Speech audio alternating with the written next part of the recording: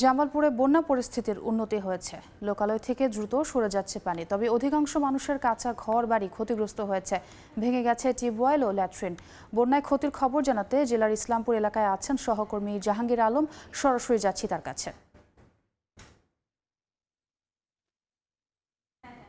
জামালপুরে বন্যা পরিস্থিতি কিন্তু খুব দ্রুত উন্নতি হচ্ছে। আপনাদের জামালপুরে যমুনা নদী 16 সেন্টিমিটার উপর দিয়ে প্রবাহিত হচ্ছে। জামালপুরে বন্যা পরিস্থিতি যত উন্নতি হচ্ছে, ক্ষয়ক্ষতির পরিমাণ কিন্তু ততটাই স্পষ্ট হয়ে হচ্ছে। আপনাদেরকে যদি দেখায় যে জামালপুরের যে ইসলামপুর উপজেলার ঢেঙ্গারগড় এলাকার যে একটা রাস্তায়, এই রাস্তায় কিন্তু বন্যার তীব্র স্রোতে কিন্তু ক্ষতিগ্রস্ত হয়েছে।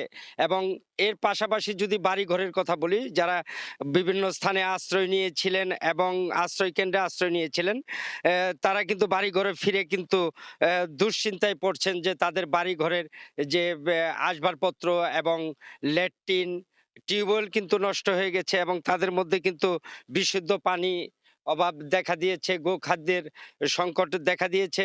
এবং তারা যেটি বলছেন যে বাড়িঘরে যে ক্ষতি হয়েছে, এই ক্ষতি পুষিয়ে উঠতে তাদেরকে দ্রুত সময়ের মধ্যে সরকারি সহায়তা তাদের প্রয়োজন। কারণ এই এলাকার মানুষের একমাত্র কর্মই যে মাঠে কৃষি শ্রমিক।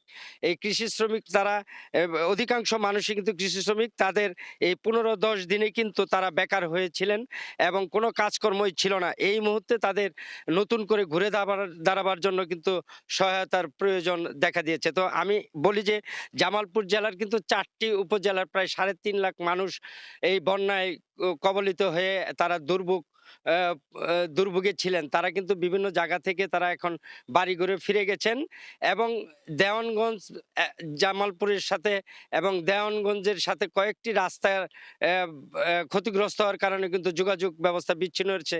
তেমনি জামালপুরের ইসলামপুর উপজেলায়ও কিন্তু একই অবস্থা। এখানে কয়েকটি এলাকার সাথে কিন্তু তাদের সড়ক যোগাযোগ ব্যবস্থা কিন্তু বিচ্ছিন্ন হয়ে রয়েছে ক্ষয়ক্ষতির কারণে।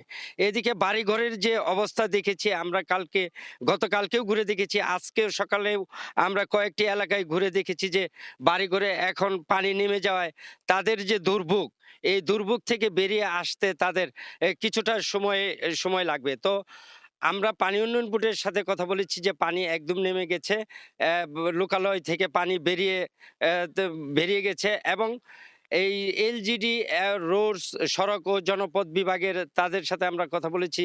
কর্তৃপক্ষ যেটি বলেছেন যে কি পরিমাণ ক্ষতিগ্রস্ত জামালপুরে হয়েছে, রাস্তাঘাট, ব্রিজ, কালভার্ট, এগুলোর ক্ষতি তারা নির্ণয় করতে আরো কিছুটা সময় লাগবে। এই সময়ের মধ্যে কিন্তু নির্ণয় করা যাবে যে বন্যায় কি পরিমাণ ক্ষতিগ্রস্ত হয়েছে এই এলাকার রাস্তাঘাট এবং ব্রিজ, কালভার্ট। তো একটা কথা বলে রাখি যে জামালপুরের যে গরু খাদ্য এবং শিশু খাদ্য এবং মানুষের যে খাবার এর সংকট দেখা দিয়েছে, এখান থেকে ঘুরে দাঁড়াতে তা আরো কিছুটা সময় লাগবে বলে বানবাসীরা আমাকে জানিয়েছেন। তো এই ছিল জামালপুর থেকে বন্যা পরিস্থিতির সর্বশেষ। সরাসরি যুক্ত ছিলাম জামালপুরে।